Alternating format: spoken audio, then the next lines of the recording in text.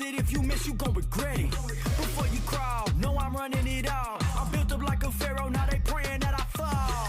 Through shadows, been burning through these battles. No weakness in my body, need to know you better ask somebody.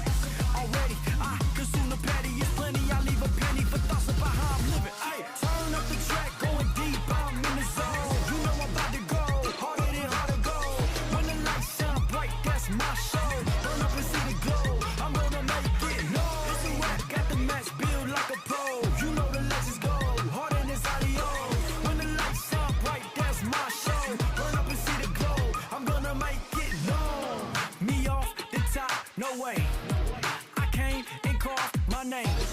I gave my life into my place, earned everything that I claimed. Nothing ever could replace me. 3-4-3-4, square dance on the floor. This is not a ball, I'm above it all. Start, I see my glow up, where you supposed to go. Proceed on the low, can't lose if I'm to go. Leave me in the zone, I take your mind and then I snatch your soul. Turn up the track, going deep, I'm in the zone. You know I'm about to go, harder than hard to go. When the lights shine bright, that's my show. Burn up and see the glow, I'm gonna make it. No, I get it, they love my whole steady. They got so listen, told you this ain't hypothetical.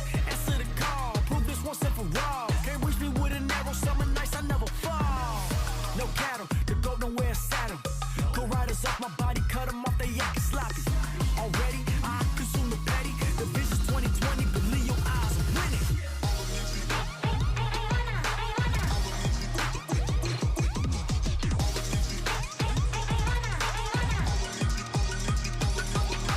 Turn up the track, going deep, I'm in the zone. You know I'm about to go, harder than hard to go. When the lights shine bright, that's my show.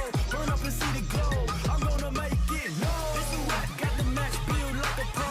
You know the legends go, harder than audio. When the lights shine bright, that's my show. Burn up and see the glow, I'm gonna make it. Turn up the track, going deep, I'm in the zone. You know I'm about to go, harder than hard to go. When the lights shine bright, that's my show. Burn up and see the glow, I'm gonna make it. No.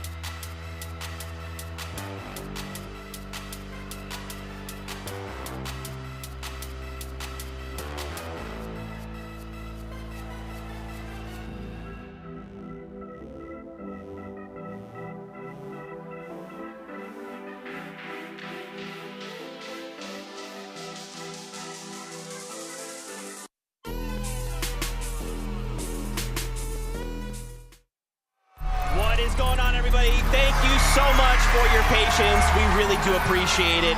after some technical difficulties, appeared on stage. We resolved those issues, and now we'll be working to get our players back on stage and get into the action. So we look forward to seeing that with you. At the end of the day, we're here to see some Fortnite, and that's what we're going to see. As we prepare, though, as the players start to come in and whatnot, we're going to take a couple moments just to highlight just a few duos. Wanted to highlight here Reason and Vidil, a duo that we are very excited to see compete here on stage. There's some Reason fans out there. Yeah. A lot of them. Yeah, that's the joke. There's a lot of me included. I mean, there's a reason to like Reason. And when you look at the run that they've had this year, getting 7th, 4th, and 5th from Majors 1, 2, and 3, respectively. I mean, it's crazy talking about the consistency that all these duos have brought here today. And to see them being competing together, I am so excited to watch Reason and Vidil. Yeah, really interested to see how these guys can do. Of course, they're landing at the Doom's Castle towards the northeast side of the map. They have a couple of teams there as well, so they're not going to be uncontested there. But this is a team throughout the whole year have performed really well. As you mentioned it, Kelly, they had a really nice year with a 7th, 4th, and a 6th. Really, really consistent placements. And they're able just to find really solid games when it matters. They're able to get into that situation of endgame, finding eliminations. It just seems like whenever you look at the leaderboard at the end of a tournament, it's like, oh yeah, Reason and Vidil, they're in 5th. How did they get there? We haven't really seen too much of them, but they sneak their way up, and I hope they can do that this weekend. And you talk about them being contested. Although the north side of Doom Castle, they're not necessarily contested. Yep. They kind of have that north side to themselves. They're going to have that siphon point to themselves. They do have 2 sets of duos that are contesting to the south and to the north, which honestly sounds like the perfect storm for them to third-party these other duos, especially that duo that's landing north of them, which there isn't much to go for there. Yeah. I can imagine Reason and Vidil focusing that duo to get some of those Storm Surge tags. Yeah, and I mentioned it earlier as well, Booga coming in from that west side, they could have to deal with that situation as well. I mean, that drop spot is it's such a big drop spot, so many different little nooks and crannies where you can sort of hide and try and sneak around. I think we expect to see a little bit more of elongated fights happening there from teams that are coming on in, and I love that. I mean, this is the start of the show right here. This Peely, we've been looking at him. I love it. I love it. He's been doing some emotes randomly. I don't know if he's doing it for anyone or he just naturally does them. He's just pulling out emotes. He's doing it for everyone. He's doing it for everyone in the arena, right? This Peely right now. This Peely is giving us all the energy we have and hopefully the energy to the players as well. As you can see, they are starting to come back into the stage, get onto their setups, and as we get ready to get into game number 1. That's right. We are just so thankful for you guys, the fans. We really do appreciate your patience. We are sorry about that, but we'll be getting back into game very, very shortly. I wanted to also talk about Bryson Bolts. When the players came out and Bryson Bolts came out, the arena went kind of crazy, and it's a little unexpected because I don't want to say like, hey, there's duos here that don't have fans. It's just like sometimes the arena will be like, Bryson Bolts are like, rah! I'm like, yo, you guys are, what's going on? I'm down. I mean, they've had this interesting dialogue all year long where they're like, oh, who's the underdogs? A lot of people ask. And a lot of people say Bryson Bolts, but again, they aren't necessarily underdogs. In Major 2, they got 6th place. In Major 3, they got 8th place. And similar to what we saw from Batman, Booga, and Rapid, they got 8th place by only playing 11 out of 12 games. Who knows where they would have been if they had all 12 games? I remember last year Globals as well, Bryson Chubbs, they were a team that took us by surprise. Right. They did so well. I think they won a couple of games as well on the Grand Finals day. It was one of those where it's like, where did these guys come from? But that's what this global championship stage can do. It can put you on a little pedestal. It can be like, look at me, I am a professional, and I'm a very good professional player at that. And I think that's what I look at when I'm looking at this duo. This is a duo that have that experience of doing well, Bryce in particular. So I'm intrigued as to what they can do, particularly with their drop spot now. They're wanting that forecast tower. We broke it down earlier on. Vico and Flixie are trying to not let them have it, but they're more landing towards the forecast tower. So what we've seen, some teams like basing up on that hill, trying to stop Vico and Flixie trying to come over.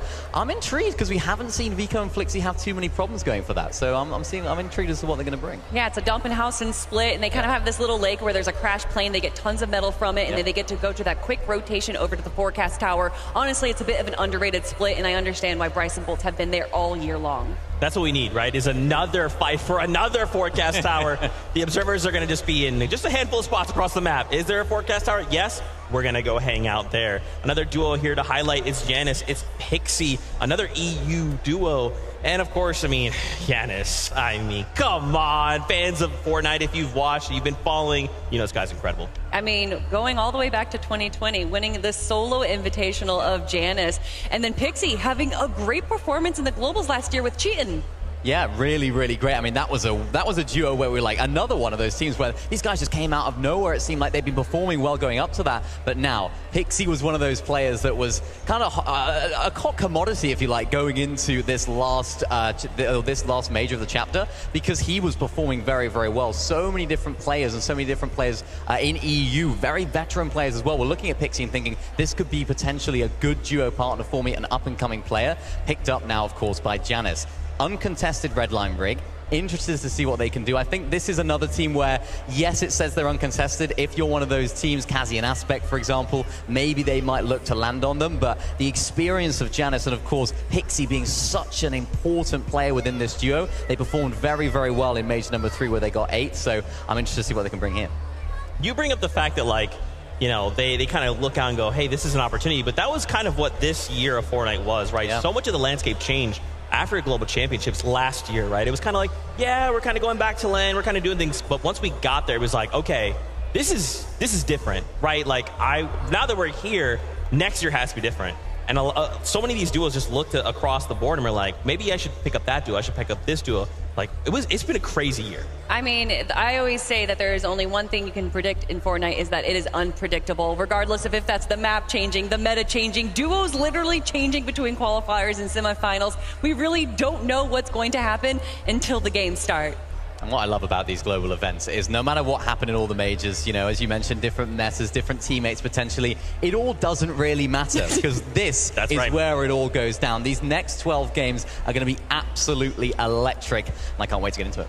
That's right. We've got another duo here to talk about Epic Whale and Muzz. I mean, you kind of highlighted them at the start of the show there, Muzz being one of the first duos to kind of win in multiple regions, and Epic Whale, I mean, when we had NA West, when it was NA West and NA East, he just couldn't stop winning. He didn't know how to, like, stop winning.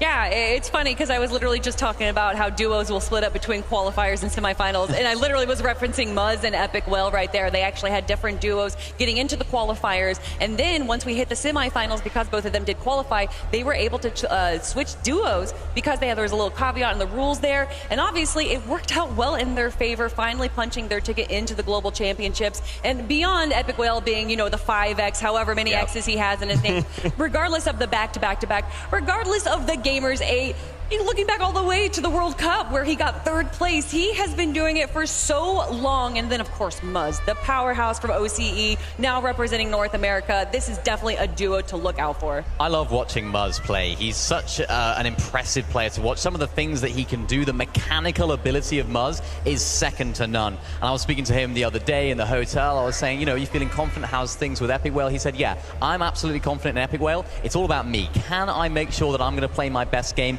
He's a little bit nervous that he might get awareness checked, but he said, if I don't get awareness checked, if I'm playing my game to the level I know I can play it at, I think he's feeling like he's going to be successful, and there's no reason why not. I love that. Self-reflection, though. A lot of the times, these players will kind of look to outside sources as to what's going wrong. Oh, well, it was this duo that focused us. Oh, it was Greece over here. But players that can look inwardly and understand where they could have gone better, not necessarily what went wrong, but what they could have done differently, that's what makes or breaks these champions. Yeah, that's a mark of maturity, right? For someone like Muzz, again, like you said, to win multiple times, that's how he got that far, right? To be able to stop and go, okay, now what could have I done better? Because it's very easy to point fingers and go, yeah, well, my duo or this thing or this pod or the POY or this thing got removed or whatever. But to stop and go, no, what can I do to really minimize that, like, almost RNG we experience? Yeah, and there is definitely a level of RNG. Obviously, the most notorious is where is that zone going to pull? And if we have some teams landing on the south and the zone pulls to the north, well, how are we going to be able to handle that? What rotations are we going to be prioritizing? What teams can we potentially face against?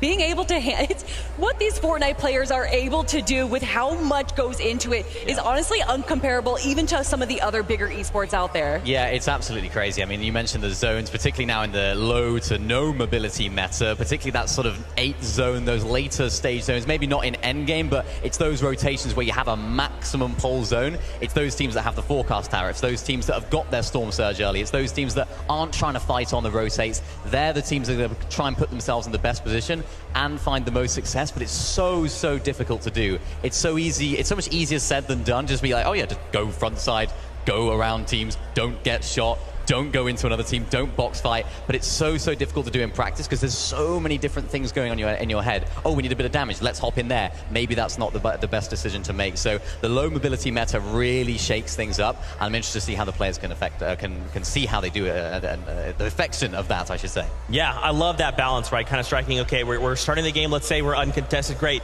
We know we have to hit 5-5-5 materials, right? Wood, brick, metal. Yeah. We have to go and we have to get our loot. What weapons are we doing? What's our surge strategy? Now it's zone 1. We got to start getting in position. We are low on surge. Surge is on. What tags are we getting? Oh no, someone's boxing on us. It's all just so dynamic moment to moment. And what's been so exciting with this season is that usually when we see loadouts from major to major, it's the same weapons in everyone's loadout. Yep. But this major, between the shotguns that we have, the ARs that we have, the pistols as well. Yes. There's a lot of variety, actually. Yeah, there is lots of different loadouts. He spoke about Thomas HD earlier on with that Monarch pistol, expecting some big damage coming out of him this weekend. There's just so many different varieties. Even the new shotguns, of course, you mentioned. Lots of different ways that teams can not have necessarily just one best shotgun, not one best assault rifle. Lots of ways to express yourself in the game. Are you more of a close box-to-box player? Do you like to play a little bit further away when you're taking fights? And that's what I'm interested to see a lot of our teams doing. How can they show their identity this weekend, applying themselves in the new strategy and the new season? Do you guys feel that, like, in that moment to moment, right? So let's say we're going to have this surge strategy. We're going to need this loadout. Does that change moment to moment? Does that change zone to zone? Yes, 100%. Obviously, you need those long-range tags. You're going to go for the ARs, having to get those storm surge tags, of course. But once you get closer, once you get to the end game, you're going to go fighting box to box. You want to make sure that you have your favorite shotgun. And really, depending on the player, you might see Sovereign, you might see the Gatekeeper, or you might see that Hammer Pump. Yeah, or even those dual-wield SMGs. Those things are absolutely crazy. I think a lot of teams, a lot of players will be looking to pick those up towards the later stage of the game. When everyone's a little bit closer, you don't necessarily need that range of the assault rifles, of course. It seems like the burst is the most common one for the players that are trying to get the storm surge tags. It's not quite as good in box, so expect to see a lot of teams trying to switch that up going into the late game. Is there maybe a weapon or two or an item or anything that, you know, if these off-spawn situations don't happen, oh, you know what? Oh, guys, I'm getting word. I'm getting word. It is that time. Once again, from the bottom of our hearts, we are so thankful for your patience. That's right. It's game time. Let's send it up to our casters for game number 1. When you see us, we want to see W's because we're ready. It looks like the game is just about to kick off here. Let's jump into match number 1.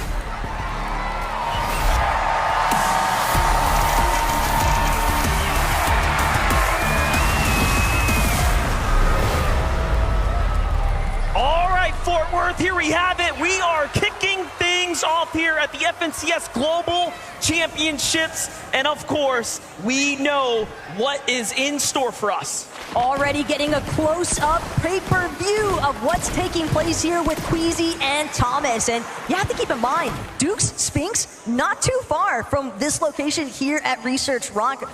Brawler's Battleground, I think, providing a decent opportunity for a little bit of early clashing, potentially. We'll talk about those early clashes. We already know what's going to happen here. It's Malibuca Murstache versus the Power Alex, the Power Worthy. First tags are going to go to Carmine Corpse Murstache, though.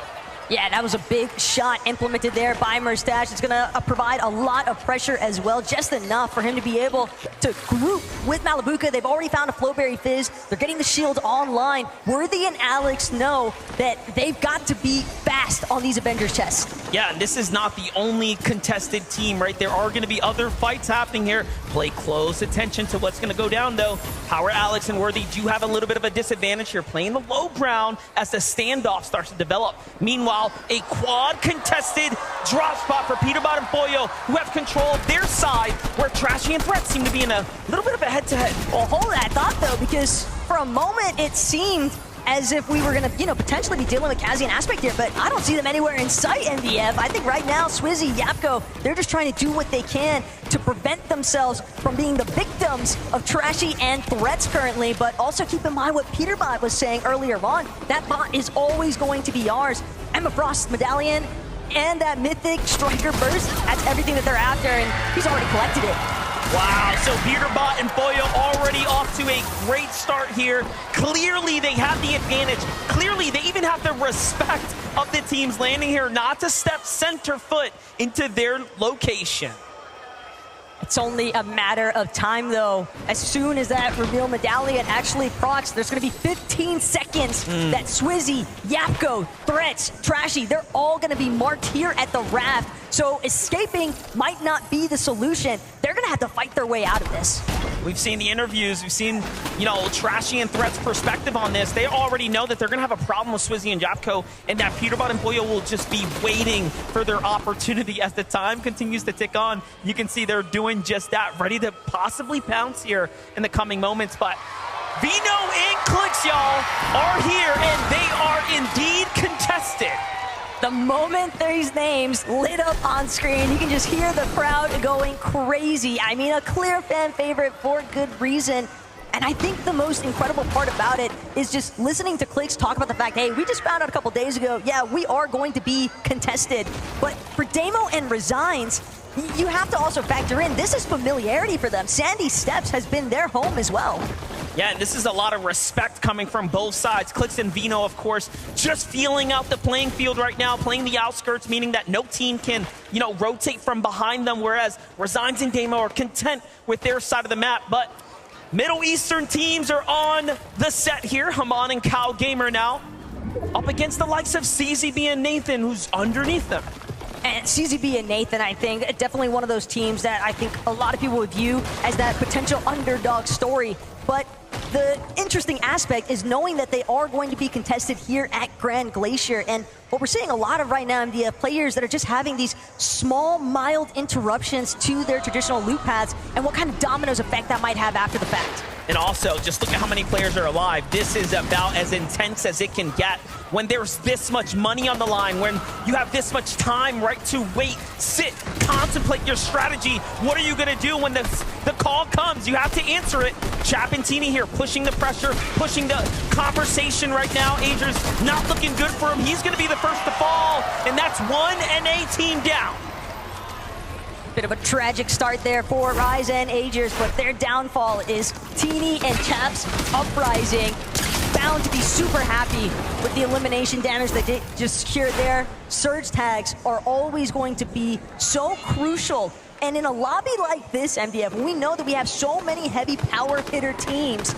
That's going to be insane to think about. You have to connect on every single shot. Well, here's someone who's going to do just that. Thomas HD doing an excellent job holding his high ground. He's got the angle down on the teams there in the distance. I saw Gone and Quanti as well, still at Mount Olympus. We know that they have that drop spot, not for free, but again, that southern side is theirs at the moment. Queasy and Thomas HD are going to be happy with these tags, right? This is the bigger picture of hyper-competitive Fortnite. It just doesn't get more difficult than this. Clearly, we have a lot to talk about when it comes down to Cammy and Seti. This is a team that is a favorite and a favorite for a reason, as is Vico and Flixie, some of Europeans' strongest coming up. And I dare to say part of the new era. Sparks already started to fly, though. Vico trying to see if he can get an overhead view onto Virgo and Shadow. A little bit of a wraparound. Virgo now trying to see if he can switch, but Shadow, he's left too exposed. Vico, Flixie, they take the opportunity. They try to collapse. A nice connection, but at the same time, Shadow still standing. Virgo knows it's time to bail. And they're going to force themselves into a disengage, but Flixie, he's not interested in that. Flixie wants more. Oh, yeah, this is a storybook kind of conversation right here. This is something that we expect it to happen. If you're going to go up against the likes of Flixie and Vico's pathing, you just have to get out of the way or get ran down. And Virgo and Shadow are going to be another NA team to fall here to the hands of a European juggernaut. And, this is, again, I have an inkling just a start for Flixie and Vico. Hey, there's a big reason why these guys have Reckless Railways uncontested. You do not want to have to deal with some of those up-close and personal box fights early on, but Paper, Victor, V, they've also found themselves in a little bit of skirmish here. Clone, alongside Kremzu, trying to make sure, but they've got to be careful. Look at the stealth opportunity here. Gone and Quanti, absolute ninjas. They're getting really close here. A lot of danger lurking nearby, and Brazil, of course, known for what they're capable of when it comes down to jumping in and playing aggressive, and they do just that. But no, the ambush was unsuccessful. Paper, oh, so close, escapes by the skin of his teeth. Talking about Brazilian teams sneaking up. It's Persa and Ed also on the prowl right now. Everybody just crouch walking up to all of the commotion that this box fight is bringing just outside northwest side of Mount Olympus here. And the most important aspect, though, Paper, you gotta respect that 180 turnaround, throws up the middle wall, makes sure to protect himself. But Persa, they've now found an opening, but it's gonna be cut short. Victor V, Paper, all these teams starting to congest here, and a Surge base on top to boot. Here's what I'm thinking. I'm thinking Persa and Ed are recognizing we have to get in a fight. Like, whether we want to or not, Storm Surge is going to become an issue. And if you're unfamiliar what that means, when there's a certain amount of players alive, the game is going to force you to fight other teams. Damage will start to rain in the visual of lightning bolts and take you out the game if you're not being active. The real thorn in the side right now, though, for Victor V and Paper is it's evident that they want to get inside of that bunker. Clone and Kremsu, though, they are doing everything in their power to prevent anyone else. They might find themselves trapped at the bottom of it for a time being, though, because keep in mind, teams do like to hold whenever they find duos inside of that bunker. Quante and Gone also setting up, looking back inwards, trying to see what's going to happen here. Meanwhile, Victor V and Paper really wearing the results of this drawn-out fight on their loadout right here. You can see ammunition starting to run low, builds even shorter than that. It's only going to be a matter of time before this starts to go super south, so if Paper and Victor V can't step up and finish this fight soon, it's not going to be good. Yeah, but at this point, they have to find closure. There's no opportunity to retreat. You are all in at this stage. They've invested too much time, and they know that they need more surge tag damage as well. Clone, Kremsu, more than content to sit this one out, though, because the weapon bunker is sounding, and they're going to have the advantage once it opens.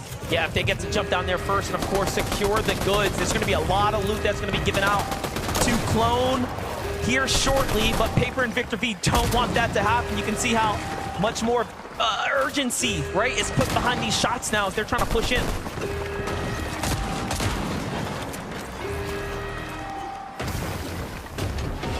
Clone, Kremsu, the opening has arrived here, but Victor V, Paper, they're still, I don't want to call it hesitant, but definitely wary of what awaits them when they try to catch Clone and Kremsu exiting that bunker. Malabuka Merstash, though, they've encountered some early difficulties here, it seems like, at Restored Reels. Last we checked in, they were getting a couple of decent tags onto Alex and Worthy, but now, knowing that Malabuka is in that solo position, it's going to be tough to make his way towards a reboot van with this much traffic around him. Yeah, undoubtedly. Look at Kanata and Cooper, though, on the move right now, trying to continue to find their way not only to the new zone, but play for this high ground, right? Looking for tags off in the distance, and very different strategy for Kanata and Cooper, where we see a lot of those other duos looking to get box-to-box fight, you know, very close quarter. They're keeping their distance almost exclusively now from other duos and other paths of duos. But I really love this positional check, though, from Kanata and Cooper, because they've taken over a hill just northwest of Restored Reels, and they know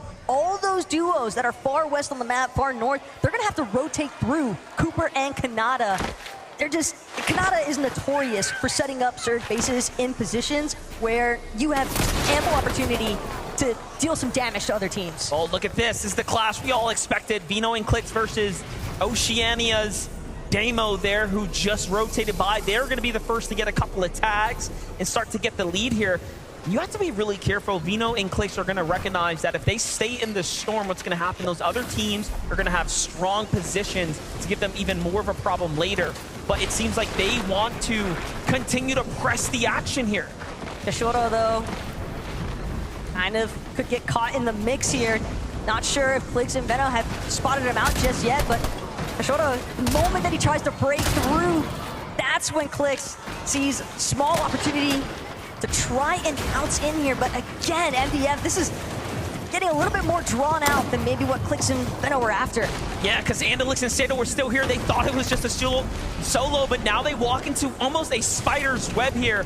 Sato and Andalix do have heals as well, so they can kind of sustain themselves for quite some time, but I'm not sure how much Andalix has to work with. Meanwhile, the GOATs of the region, the kings of EU, the most consistent duo in the world when it comes to LAN performances in the recent years, are here. Every view we pan over, it's like sharks in the water currently. The fact that Cammy and Seti have now decided to just stroll on over so casually, but they recognize there's no real openings for us to taste this one just yet. let's prioritize our positioning instead, because they can always set up to intervene. Cachorro trying to do what he can to escape, but Vano's going to shut that one down in no time.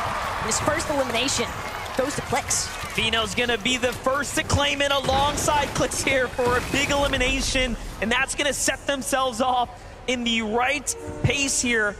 Still, pay attention on the other side. Kanata and Cooper, completely opposite situation now. As we talked about them keeping their distance, Visual and Braids are gonna step up to the plate. Let's see if they can hit this swing at bat, but nothing just yet. Something important to consider though, Visuals and Braids, this is our duo that came in at the final hour. Just last night, they discovered that they were going to be participating on the global stage.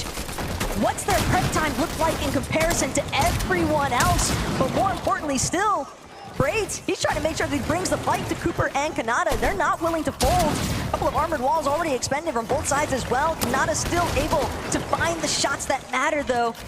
And him and Cooper doing a decent job at just trying to forcibly create space. And this is not just any backup duo here. This is a team that is very much tenured and familiar with one another. They, in fact, have duoed with each other throughout the year. So, again, not your regular backup team. This is a very, very scary team to be fighting right now, and a huge opportunity like this is not going to be taken for granted. And you can see the fact that they forced these great players to use their armored walls tells a lot.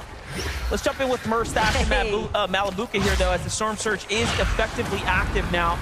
Great place to be rotating through here at the Grim Gate, but I'm not too sure, even after being picked up, if Merstash is going to have a chance to really get back into the swing of things, as the Rift Island's already gone up, and we already know who's playing for it.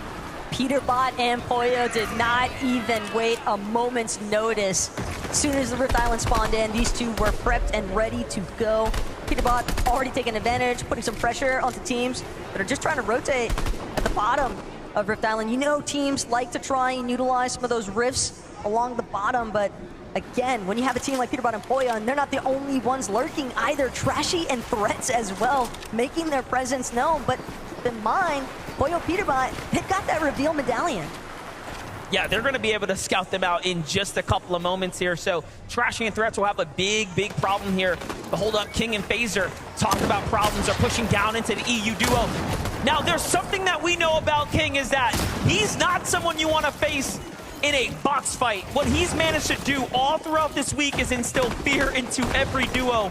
He has challenged players in the practice rooms back to back and has been the most successful. But the way that you're mentioning that, it's all about the solos, and this is a duos game here, MDF. King trying to see if he can get a little bit of revenge damage onto Reason or Badil, but currently, Germans, they're the ones holding height, and King, he's gonna have to start burning through some of these small shield potions, and the real issue is once those shields crack, Badil, Reason, more than close enough to hear it, but they also need the damage, so the key is inevitable. Yeah, both sides are extremely aware that this is a fight for Surge right now, and should King's team get a tag, the Surge is gonna flip. They are the team quite literally above them, and it doesn't really get much closer than this, and this is the most opportunistic time for King to take down a duo here. But Reason, there it is.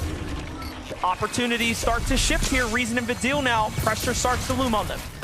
Craziest part to think about too is that they've still got to watch their backs, because Rift Island just lurking in the distance, slightly higher elevation than themselves. Peterbot Pollo, they were definitely trying to see if they could track down anybody for some additional tags, knocks, elims, ideally, but one of these teams has got to get a go on here, and they can't afford to just sit idle. It's either fight or get eliminated. Here it comes. I'm seeing two shots coming from both sides. Reason goes for it first. Vadiel on the other side doing an excellent job, but a trade comes out. King's weak, and he's going to be the first to fall. Reason and Vadiel come out on top, and even then, it's just enough to stay alive for now. Crazy though when you think about how many teams are getting caught inside of these box fights inside of the Storm itself. Merstash, Malabuka, they're just on a recovery tour currently, and it's incredible to think that they're still 156 above that damage threshold, despite that hiccup of Malabuka having to make the reboot van play in the first place.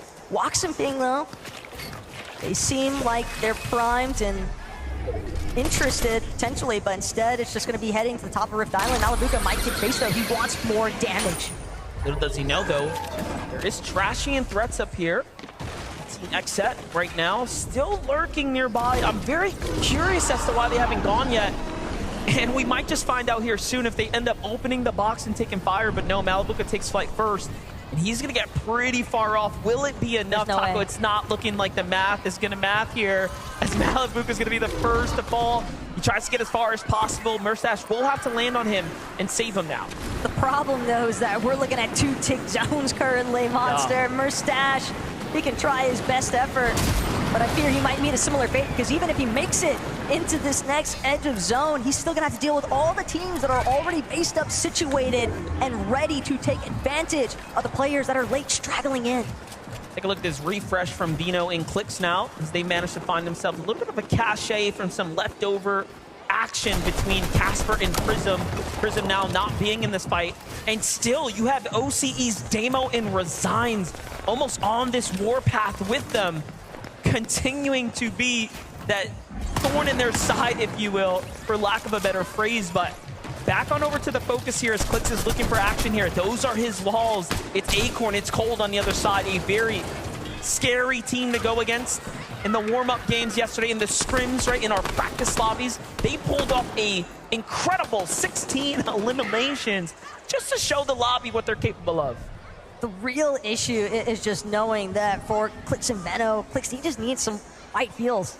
And you're not going to get that at this stage unless you're able to take down another team successfully. Murstache and Malibuca, though, have pulled off a miracle at this point. And it does seem, even though they're a little bit worse for wear, they're battered for sure, but they're still kicking, and that's all they need at this stage. They do have big shields as well to work with. That headshot that he picks up right there is going to make a huge difference there as far as their survivability is concerned.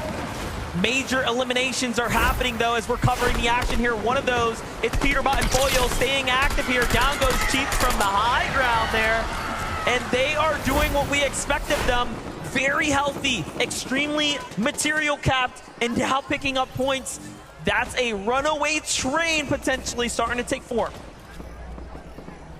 Meanwhile, other teams like Huddy and Kovacs just trying to see if they can find an angle. Yuma Rise under a little bit of duress here, but it's back to Clicks. Veno trying to see if they can finagle their way out of this awkward position that they found themselves in, boxed up right next to Acorn and Cold. But again, Acorn Cold, they've got decent amount of materials to work with. More importantly still, though, I think that they are certainly willing to jump into a fight if it calls for. Oh yeah, yesterday has absolutely proven that they can take on any team without a problem. Talk about good teams that are still standing right now, teams that we've been kind of following the story. Victor being Paper. Paper a little worse for wear. Seems like a bad peek's going to go ahead and put him on the backside of this engagement here. And Vino facing the struggles of taking a lot of damage here as well, not being able to recover now as they don't have whites. Still has a couple of flow berries, but again, will that really be enough? Queasy, Thomas HD now starting to surface as well near their area. Ritual, though, takes some big tags, left that wall open just a moment too long. But Ritual, free, come on, coming out of Doomstad. They gotta be dealing with Epic Oil and Muzz early on. The fact that this dude already has 3 elims is rather impressive, but Malibuca as well, still holding his own. Shari's got a little bit of an angle peak advantage, so Malibuca's gonna look to try and see if he can find a more aggressive push from underneath. Meanwhile, Murstache, again, just trying to make sure he doesn't take another tick from the storm, but it's too little too late. Just barely makes it in. At least Malibuca can go for the revive. You know, all things considering, he'll have more HP when he stands up than he did when he went down, so it's not all too bad here, but it is definitely time lost. The surge is active. They need to find a couple tags. Into the box they go. Back behind him is another duo as well, and if he doesn't hit this shot, he's going to be sent back to the lobby, and he hits the one that matters. Malibuca and Murstache are clawing their way out of this hole here, and unfortunately, it might not be enough here. It's so close. Malibuca is doing everything in his power, but I fear they have finally met their end. Zero business making it that far in the first place, though, but that is the kind of power that Malibuca and Murstache can bring. Well, here's a couple things to celebrate. Placement points has been reached. We are inside the top 25. Anyone alive now is going to start to be rewarded with more and more points. This is where things start to almost compound for you, so you want to stay up. Vino is down right now. Clix has a very important decision to make here. Do you save your best mate or let him get sent back to the lobby so you can just focus in now? Seems like he wants to go for the save. Armored Wall's going to be the saving grace here for a moment, though. Instead, Vino makes the call. Leave me. Continue to play the game here. Veno knew there was just way too much pressure coming from the other side of that wall. A fully intact duo, and that duo being Queasy and Thomas HD. There's just no realistic opportunity for Clix to bring that one back. But Queasy, he's actually looking a little hurt here. He might have been desperate at that point, and Clix finds himself in a similar situation. Only has small shield potions to rely on, 2 below. When it comes to the damage threshold, he's got to make a move, and he's got to do it now. But I don't think anybody's giving him an opening. Well, he's still inside the top 20 now. The more teams that fall, this would be excellent for Clix here. He just has to hold on a little bit longer, and he is doing just that. A little bit of a zone pull towards his side, more or less. But High Ground has Cammy and Seti looking from up above, and it has never looked better for this duo. Kadu and Sia having already been eliminated. And again, reconvening with Clix's oh my god POV, but Clix is just crazy with the movement. The fact that he managed to escape. Still alive. Still he's clutching. Almost a top 15 now, and he's inside the top 15. Could he make a top 10? It's so close, and down he goes to the hands of Peterbot. He takes him down. Peterbot is also a solo. It could have been anybody in this circumstance, but of course it had to be Peterbot. But take a look at the high ground, Chap and Teeny. And they're looking for even more still. 5 eliminations already built up here, Monster. And they've got a really strong grasp on this high ground. What an incredible view for Chapentini. This is coming off the mountain here. Seti seems to have lost his teammate now. Has to do this on his own here, but still. Anything can happen, but Muzz and Epicwaro inside the box, inside the lane. He's throwing armored walls down. That's going to buy him a little bit of time. Excellent plays here from Seti. No time to play with this Storm, though. He just cannot afford it. Seti's doing everything he can to try and scale his way up this mountain face, but things are just going to get all the more vicious. The higher he climbs, the more pressure he might encounter. Muzz is going to find himself into a sticky situation. Peterbot goes huge there, though, off of Seti. 8 eliminations now for Peterbot and Boyo here. Peterbot still going, nearly finding another one there. Just moments away now from a top 5 here. Can he do it as a solo? He's getting spotted out, though. Armor wall comes down. Another weak player in front of him. Oh, he got tagged. Never powered out. It was so close. But now the focus comes into who will win game 1. We have just 4 teams remaining. Make that 5. Acorn and Cole find another. Duke simply too sabotage, losing his duo Sphinx there to Peterbot, but Acorn and Cole, the fact that they are still intact, 5 armored walls as well to work with here for Acorn. Chapentini, though, they're trying to see if they can look for an opportunity to collapse. Vico, Flixie off in the distance as well. The mid-ground starting to really pile up here. Well, look at this. High ground starting to run out of material. Vico and Flixie, this is the pick for me. The team that I knew, you leave them uncontested. They're just going to put in dangerous work here on the field, and it is starting to shape up. Acorn and Cold, and a saving grace on the low ground. On the outskirts, putting pressure onto Japan's best. Rise and Yuma, who also has 7 eliminations. Yuma sends up against Acorn, finds a beautiful tag there. Loses his teammate, though, finds another exchange. It's back and forth here. Anything can still happen. All these teams scurrying in the low ground, though. They're sabotaging each other. Acorn's gonna go down. Yuma's still standing tall, but now Chap, Teeny from the high ground, they're just gonna collapse, and that is just another elimination to add to the count. Vico, Flixie versus Chap and Teeny. It's a battle of Europe. A battle for the ages indeed here. 5 eliminations still for Teeny and Chap. Things are starting to rack up. Teeny, the first to go down. Chap's also weak. They jump in. They close the game. And game number 1, the victory royale will go to Chap and Teeny. Could it be more deserved? The way that they held down that high ground, MDF, you could tell that they were aiming exclusively for the victory royale at this stage. But granted, you have to keep in mind, there's somebody on the ground that can help out even more so. Dallas, would you please give it up for your Game 1 winners? Chap and Tini, do you want to step up for me here, fellas? So everyone can see your glorious faces. Let's kick things off here. What a great start. I mean, you guys, obviously, game one, a lot of pressure, bit of waiting around the beginning, but in front of these fans. To walk us through the end game, how did things pan out for you guys? Good. We're the best players, so it's easy. Best players, easy. I mean, I love the confidence there. For you as well there, I mean, your teammate here, you guys worked to get Vico and Flixie in the last seconds there.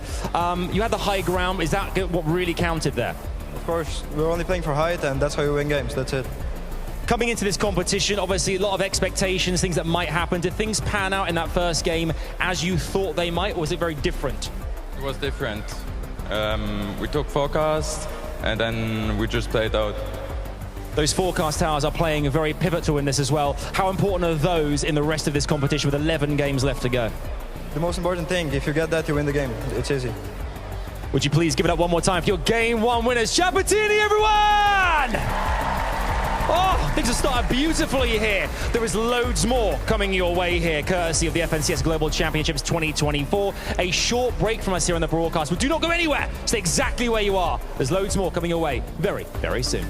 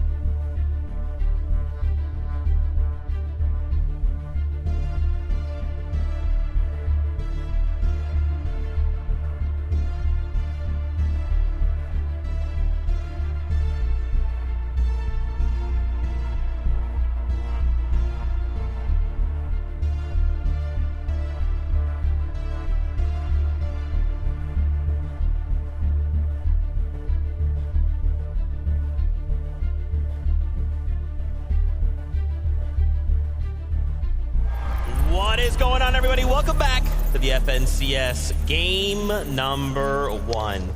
Chap and TD find themselves the victory royale, and that first game was absolutely crazy to see these guys come out on top and to get that interview, right? Hey, we're the best team. You just get forecast. You get this, you got. We're the best team. That's it. That's all that matters. I mean, if you look at Major 2, Major 3, when they both got second place in both majors, yeah, they're kind of one of the best teams right now. Yeah. And showing up today and showing up early as well, eliminating Agers and Rise right off the bat. Yeah, really, really interesting after this first game, because we were sort of talking about it going into the first game. Where are these guys going to land? What's their strategy going to look like? We didn't quite know, and now we get a little bit of an insight into what that's going to look like. It seems like they're really prioritizing that forecast tower. Another thing that was done at the beginning of the show. They want that forecast tower, and that's the reason why they're able to get height right here. You saw Cammy and Seti sort of shaping up to try and take height and holding it in that sort of 8-9 zone, but they didn't get that next zone. So Teeny and Chap took the opportunity really well because they knew where it was going.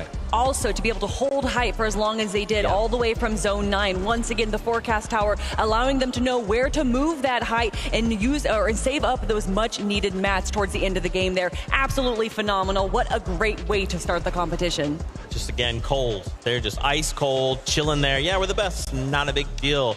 Man, that is a statement game out of game number 1. But there was just so many things that transpired in game number 1. Just so many solo performances that all took place. I mean, we saw there for a moment, even Rise and Yuma making a top 3. 8 eliminations? That's terrifying. We can't let that happen. Yes, we can, and they did. And I want to see it happen again. Rise and Yuma representing Asia right now, showing that, oh, yeah, it's NA versus EU. You got to watch out for Asia as well. Yeah, these guys are really looking good right there. 8 eliminations clutching up there in the end in those final few moments. The crowd erupted as soon as they got that final elimination. Wasn't quite enough to get into that first or second, but they've got to be happy with that start, particularly on this stage. That's right. I want to highlight Peterbot, man. I don't know what Peterbot is about, but I do now. In those final moments, you know, Poyo goes down and you have the solo clutch, and he pulled it off. And for Peterbot to take down Clix in game number 1, you know that there was definitely some emotions going high right there. But Peterbot, if he is down into a solo, I mean, he's honestly a duo as a single player. Yeah, exactly. I mean, both of these players have the ability to do this, solo clutches. And in big events like this, 12-game formats, these solo clutches are going to be so vital in getting these guys into a really nice position. I must say, this Burst Assault Rifle x Peterbot is a crazy combo. It shouldn't be allowed because he's so good with that. And then even towards these endgame situations, taking out Seti there at that final few moments just to keep himself going. Of course, too little, too late towards the end, but really, really great start from him. I mean, their strategy is just so clean from the start. Landing rep, getting the coin, getting the mythic AR, going over to the forecast tower, and then getting the Rift Island as well in that game, allowing them to just have a little bit of height, a little bit more mats, and more importantly, getting that mod weapon bench so that I saw Poyo kind of modifying his weapons there, getting exactly what they wanted so that they were prepared for the end game.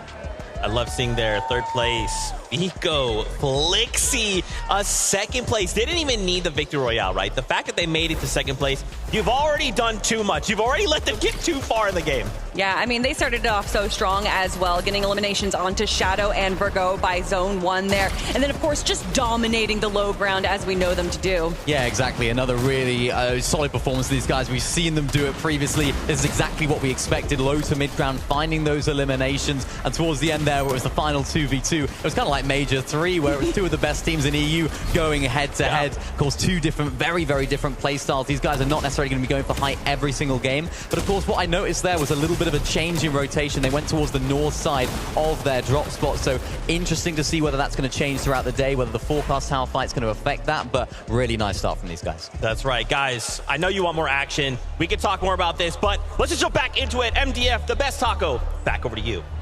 Yeah, that was a very intense game. Obviously, as we're coming out, you know, I couldn't even believe it. I almost, you know, just threw the whole mic off the headset. I was really into it for a second there. Yeah, and the craziest part still, of course, we have 2 EU teams duking it out to close off our first lobby here. And match number 2 is ready to go.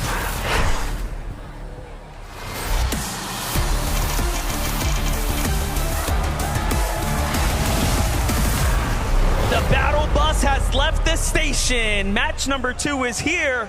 What do we have in store for us this game? I mean, last one was surely a surprise with the Middle Eastern teams taking a top 10 position. One Asia team up there as well. And of course, those that you expect. The best from NA, some of the greats from EU.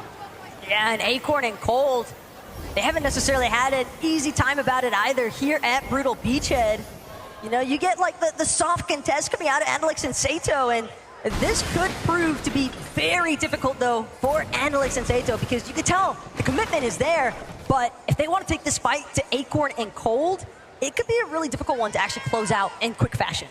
We have to give all credit to not only Clix and Vino for Clix's performance to stay alive and secure a top 15, but Damo and Resigns, who found even more placement points, ending just closer to that top 10. So a very impressive performance for teams that were contested that game, actually. When you start to do the math on that, that is almost unprecedented. Well, it was almost like Damo and Resigns were trailing Clix and Veno the entire match, and if they hadn't actually stumbled upon Kishuro as a solo, I almost wonder if things could have maybe gone a little differently there, because that's what really got them tied up into a rough position. But again, hindsight's always 20/20. Currently, we are focused on the now. Chap and Teeny lingering around the Nitrodrome, but Kanata and Cooper close by means that all they can really look for here is just trying to prioritize their mat count. Yeah, we do know Kanata and Cooper like to rotate closer to Agers and Rise, whom was taken out pretty early last game, so they didn't get to secure that fight, and they found themselves in a completely different battle up against Visual and Braids, and it really didn't go their way. Shortly afterwards, Braids ended up falling to Epic Whale Muzz, so pretty interesting, you know, zone dynamic starting to take shape here, and that's really part of the high level of Fortnite. Game to game, micro adjusting, right? They all know what went well, what went wrong, and it's about adjusting in the real time. But here's Seiyun, here's Kadu against Casper and Prism. Little stands off here, so it seems like this game, similar to match one, is gonna kind of take its time rolling into the eliminations. Yeah, Janice almost seemingly happy about the fact that these teams kind of caught wind of each other, because that allowed for him to just slip on by, head on out, a red line rig, make sure that he doesn't get caught in the mix. He's clearly just trying to make a play for that reboot man, because I didn't see Pixie anywhere near, so almost makes you wonder at the same time. It's going to be a difficult situation for a lot of these teams. Here's Cammy and Seti.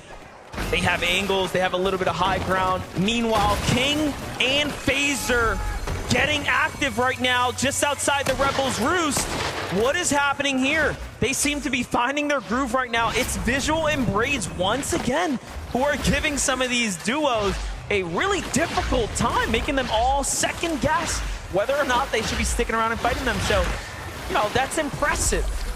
Yeah, but this is also a really smart disengage from King and Phaser, recognizing the fact Sky Scroll still nearby as well. Rebels Roost just a little bit too poppin' for their interest at the moment, but even hanging around the underworld could pose some issues because they didn't stick around for the fight.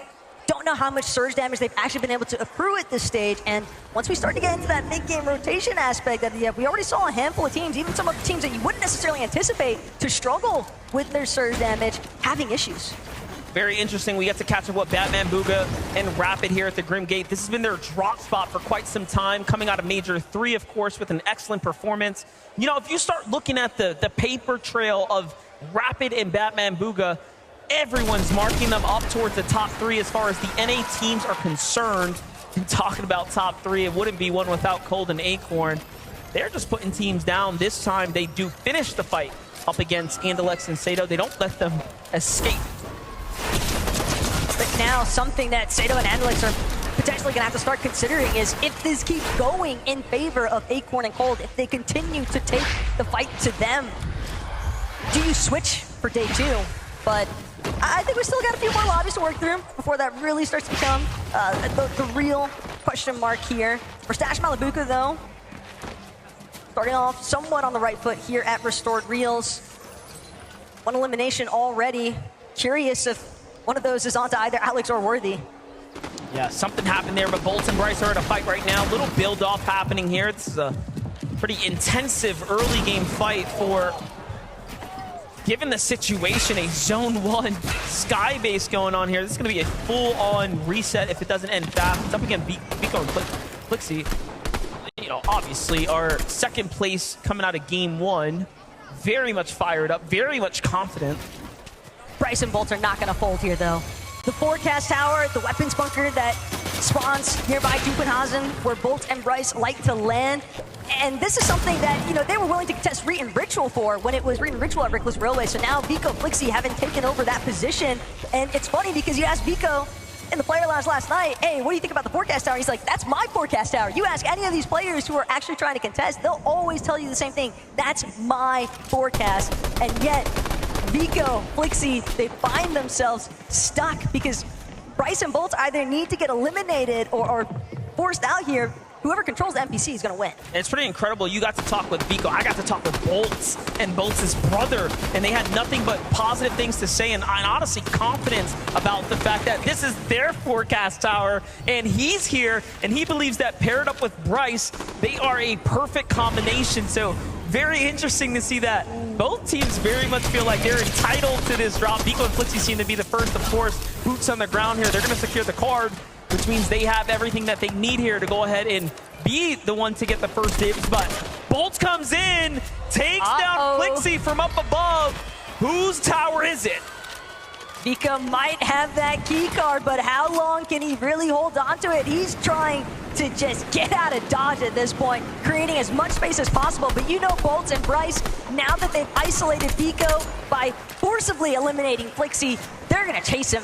They do not want to let him escape with that forecast key card. And this is not just an elimination. This is not just a player. That is someone who holds the keys to every single storm for the remainder of this game. It is worth so much more than just a set of points. Bolts and Bryce have to think long and hard, and they end up easing off for a second. But it's because Clone and Kromsu was waiting for them, and Bryce is going to be one of the first to fall now as he gets ambushed. This was almost like an unexpected gift. Clone and Kromsu were situated exclusively for the bunker, and yet when Vico tried to escape because he recognized the fact, hey, I've just got to play for the reboot. I just need to get Flixie back into this game. We'll deal with the forecast later. But Kromsu and Clone, dude, too slick with it. That was just dirty right there to get boxed up. But look, Bolts has the card, so he actually ends up finding Vico potentially here, or no? Vico dropped it when he was running. He ends up dropping it just so that he doesn't, you know, bring that heat with him. So very, very interesting turn of events here. But sure, you might have forecast secured, but at what cost? Because realistically, if I'm Kromsu, I'm not letting you escape. And that's the thing, Vico knew that there was no reason for him to continue trying to hold on. He did not have the materials to feasibly escape unless he gave up that key card. I actually love that we got to see him drop the key card as well, right? Just saying, hey, look, you can have it, man. My hands are in the air. White flag is waved. Go ahead, take it. And he plays for another day. That just really shows you what this tournament means, right? That's not an interaction you'll have in any regular game, right? There's just something so prestigious about the Fortnite Global Championship that even the players give respect to one another like that. It's incredible to watch. Wow, this is looking like a menacing situation building up currently, though. Clicks, Veno, Acorn, Gold, Chap, Teeny, Gammy, Oh my gosh. I don't think we could ask for anything better at this stage, but fact of the matter is, all these teams are just fixated on one thing, and it's likely the weapons bunker. And you hear it. It's opening up right now, and Clicks and Vino the first to fold as they recognize, hey, there are 4 teams here. This is not the greatest idea. They double back to the campfire. They'll get their chance at the bunker, right? They'll be able to pick up some scraps, get their attachments. But first, sit things out, let things settle. I like that flyby, though, Janice and Pixie, so it looks like Janice's rescue mission was a success. He was able to make his way towards a reboot van, but again, you have to start to wonder what kind of damage was he able to collect prior to losing Pixie. And now, Reckless Railway is heating up one more time because Vico doubled back, brought Flixie into it, but now Shadow and Virgo trying to see if they can pose a threat. Listen, Shadow, someone I've known for a long time. I've followed his career closely. He is a very, very scary player once he starts to get situated. Game 1 jitters are out of the way now. Him and Virgo have been nothing but successful as a duo here. But wait a second. Vico and Flixie, as we know, again, are EU's best right now. Clearly some of the strongest fighters on the region. And then you have OCE's Dayanith and Tinka, right? Champions of OCE lurking nearby, seeing what's happening here. Trying to put OCE's stamp on it. But Vico and Flixie, I mean, we're talking about you major 3 winners at this stage, right? You've got to imagine the level of confidence. Even when you talk to either of them, they are just reeking of confidence, essentially, and for good measure, because Vico, Flixie, they've been successful, despite the fact that Vico was incredibly low on material count as well. He's still able to stave off Shadow and Virgo, and that is not an easy feat by any means. Jumping to the other side here, Dukes and Sphinx trying to figure out what's happening down here south on the zone as things are just starting to develop. Clearly, shots are coming in from teams in the distance. Meanwhile, Queasy has that high ground. Chap, though, lurking up, trying to see how he can possibly get involved. Teeny already sitting on the base for a moment there. You couldn't even tell. I don't even know if it's Queasy that's in danger nearly as much as what it might be Thomas HD when he tries to work his way back towards the surge base he has with Queasy. You can hear the Monarch pistol, shots flying out overhead. Thomas making his way back towards him, but he scouted it out. Managed to throw up a wall just in the nick of time. Queasy also on high alert now. But Chap, Teeny, they've made enough noise. Other teams in the distance actually trying to take side shots at them. Gotta respect Thomas HD's ability to not only see them and react faster than they can land a shot on him, but to also get up to high ground. Nothing, too. Before it was too late. And look, they're gonna just go ahead and get off of there. They're like, wait, that team, they wanna fight? No, we don't need that. They give them the respect. They back off the restored reels. They play for center zone now. And this is a very, very good early rotate to go ahead and find a new position here, find some new real estate, if you will. Meanwhile, at the Grim Gate, we have another Rise in Yuma coming out of Asia, representing here last game. Phenomenal performance, ending up towards the top, 8 eliminations as well. This game off to a hot start with 2. Look, we look away, we blink for a second, and the double headshot onto Phaser. The lineup is just nasty. You can just tell that Thomas HD and Queasy probably ecstatic about that loot llama they essentially just picked up from the knock. Yeah, I don't even know if they want to cross over to pick up the loot. At this point, it would end up being all too risky with King nearby, but Chap and Teeny haven't stopped their pursuits onto different duos. I'm feeling like maybe they're not getting enough tags in these fights. Can also be so disorienting to other teams in the lobby when you're dealing with the likes of Chapentini, because they're just barreling down onto anybody that they encounter. They could care less about the caliber of player that they are dealing with in the process. All they want at the end of the day is the points from the eliminations and to clear out the space to make sure that their rotations maintain their smoothness. But Giannis, layer below for Chapentini, are currently boxed up, and they are not the only ones. Premsu, Clone, lurking overhead. Persa, Ed as well. Close enough that they could definitely tango if they wanted to. Chapentini, 130 below.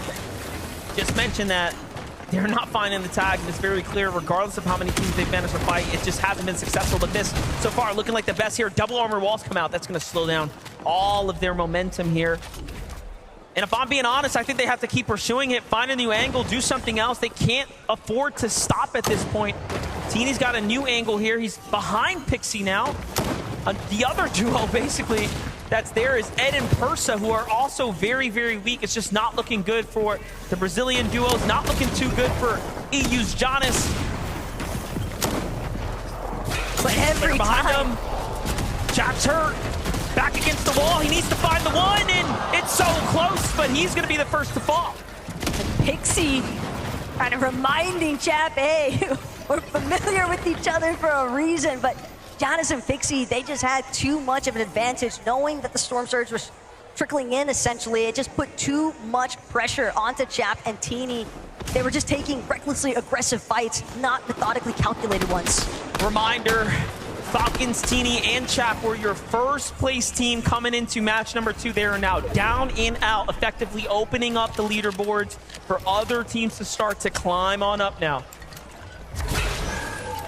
Casper and Prism as well. I think that this is a duo that has really caught some pretty big attention given their recent performances in EU. Casper as well finds FKS that flashback moment, but Janus, Pixie especially is in a really rough position, trying to deal with Quanti at the same time as well, but these two know they've just got to disengage. They need an opportunity to get that make hit off, so Pixie will find a moment here, but Quanti still good pose, pretty big threat. All depends on how Janus and Pixie actually choose to leave from this current position. Take a look at Epic Whale Muzz right now. Also below the Storm Surge here, they just need a little tag. Bring your focus down to that bottom right, that map. We're in zone 5 out of 12, right? So we're getting into the late part of the game. Things are going to get to real small with the circle, and it's only going to become more and more difficult if you're one of those teams that don't have heals. The problem is when you're also a team like Muzz and Epic, you had the shield, you had the white heals, but you're losing all of it because you're just underneath that Storm Surge. Finally, they'll manage to catch a break in the form of damage. And they'll look to try and see what they can scavenge here at the top of Rift Island. Surprisingly enough, mostly undisturbed. Little update there as a down from FKS fully eliminated, so 10th place is out, 1st place is out. Cammy and Seti not looking too great right here. Below the damage threshold as well. Again, what that means is that lightning bolt is going to start coming down from the sky. They're going to start losing 25 HP over the course of time. Periodically, it'll start to add up. Flixie and Vico, this is why they're fighting all the teams, because they need to. Otherwise, they will be sent back to the lobby for not doing enough damage. Here it is. Vico gets slammed in on from 2 angles, but Cammy gets crushed by a devastating shot. Vico hits the one that he needs to. Meanwhile, Rise and Yuma jump into the mix here. This is our team in the lead here. Vico, though, is so good that he is putting up numbers up against every single region right now. It's still defending for his teammate. He's just trying to make sure that he can throw Flixie into a safe position. Revive is clearly on his mind. Armored walls are going to be sent out. Yuma, Rise, they're hoping that they can try to collapse, but I fear the moment has left them. Vico doing so much when it mattered most to hold his ground, and sure enough, the revive is a success. Flixie has been brought back into this battle, and that's going to cause Rise and Yuma to reconsider whether they actually want to take this engagement. And that was our current 1st and 3rd, or 2nd place teams basically to be going head to head. But let's jump in with Clone and Kremsu right now. Another team very, very desperate here to find a fight. Clix and Epic Whale are the team not so desperate, but ready to defend. But no, they lose the walls first. This is not looking good. But they end up finding the shots, and Clix is so fast. He hits one in, then the second before they can even notice what happened to them. Yeah, you know this guy's been taking some tips from Meno. I mean, he's been forming his own kind of master class at this stage. The edit in, caught by Vino there. The trap was delayed. So good. That's exactly the kind of bounce back too that you would hope for, especially when you consider game number 1 probably got a little bit more messy than what they'd initially intended. So moments like that can really captivate a lot of momentum for players on the big stage. You know, you make a great point. The first game was really difficult for them. They spend a little too much time inside the storm. So look, already micro adjustments starting to come in, but Muzz and Epic Whale here. Muzz is down, or sorry, Epic Whale's down. Muzz is by himself. He finds the tags that he needs, doubles back to save his teammate as the Storm Surge was doing damage. And Vidil and Reason are recognizing, wait a second, why did you stop pushing here? Something clearly went wrong. Muzz now has to back off. I don't even think he got to pick up his teammate in time. No, Epic Whale gets finished there. And the development now for Muzz is that he is left by himself with nothing to really work with. I mean, it's all but over for him at this point if Vidil and Reason want to push. At the same time, though, Muzz is definitely a bit of a solo mastermind. If anybody could look for a clutch opportunity, the real issue that I'm seeing right now, though, MDF, Baka, Pars, right behind where Muzz is currently fixated. And if he wants to press forward, Vidil and Reason on the other end of these walls, it's going to cost Muzz so much if he's able to escape this as far as his builds are concerned. He's already looking low on that material count. Yeah, you saw him look through the walls like, wait, what's left there? Nothing. And I think that was a mistake because now Varial and Reason can tell, wait, he's still pretty close, and they definitely know he's a weakened solo. But hey, if Muzz can stay alive, he has the zone, he'll be okay for a little bit of time. Placement points are just moments away. Take a look from the other perspective, how the damage ended up racking up there. An excellent tag by Reason, and then the Surge finishes the job there in the end. So very, very close. Had, you know, they not had that problem, they definitely were the team ahead. But here's a team that hasn't really found their footing just yet. Peterbot and Boyo trying to figure it out in match number 2 right now. Well, you say that, but Peterbot was kind of on a rampage in our first lobby. But this time, obviously, hoping that he can do it alongside his duo, Bifoli, Kyoda. They are met with an armored wall. The moment that they try to aggress onto Pars and Baka, and be forced to drop to the low ground, seeing they could try chop out these floors from underneath, but Pars, Baka, they recognize there's too much desperation from this duo. We don't need to take any sort of risky peeks. We're just gonna stay them back. They kind of have to though, but no, Mapoli goes up to the box by himself. Baka and Pars are some of the best to do it though, and they hit their tags.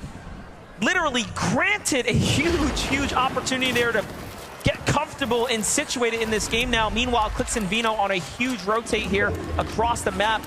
Talk about a night and day position to be in. Eland, material, and much more to work with right now. Clix, though, has to buy some time, get a little healthy here. Starting to run out of shields to work with, though, but still, they get time to regather themselves, to compose themselves for a moment.